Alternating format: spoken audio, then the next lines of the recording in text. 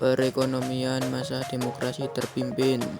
Kondisi perekonomian yang buruk menjadi salah satu alasan demokrasi terpimpin 1959 sampai 1965 gagal di Indonesia.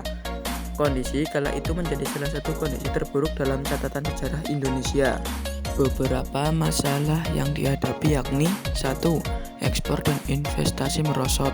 2. Menipisnya cadangan devisa. 3. Inflasi mencapai ratusan persen. 4. Harga kebutuhan pokok mahal.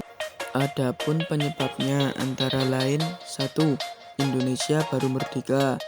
2. Pemberontakan dan gejolak politik terjadi berulang kali. 3.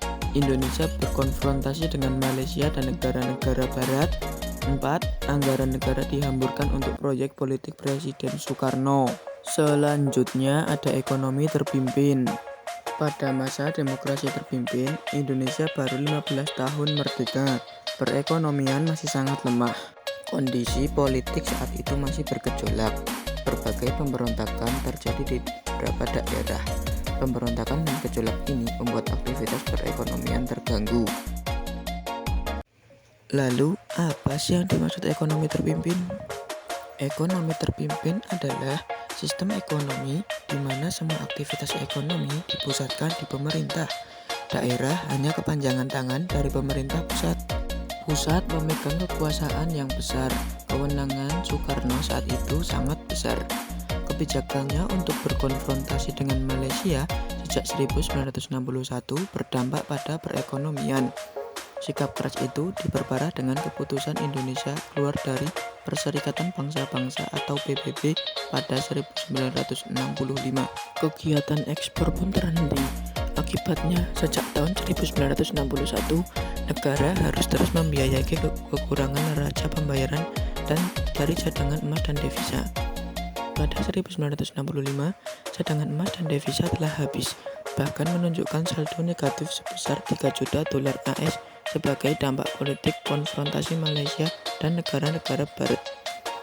Pang Lai Kim dan H.W. Arm dalam The Indonesian Economy Facing a New Era 1966 mencatat krisis ekonomi ini berlangsung sejak 1960. Lebih dari itu, Soekarno justru makin gencar menghamburkan uang negara untuk menunjukkan kehebatan Indonesia. Biaya pemerintah untuk proyek politik mercusuar seperti Games of the New Emerging Force, Kanivo pada 1963, dan Conference of the Emerging Force, Konivo pada 1965 membengkak. Buruknya perekonomian. Besarnya defisit anggaran belanja pemerintah pada 1961 sampai 1965 meningkat dari 29,7% pada 1961 menjadi 63,4% pada 1965. Sejak 1961, situasi moneter yang makin parah ditandai dengan laju inflasi yang tinggi atau hiperinflasi. Pendapatan per kapita Indonesia turun secara signifikan antara 1962 sampai 1963. Situasi semakin parah ketika Indonesia keluar dari PBB. Pada 1965, tingkat peredaran uang naik hingga 161%, sementara inflasi mencapai 592%.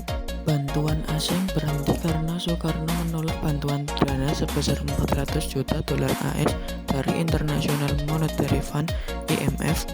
Investasi juga merosot tajam.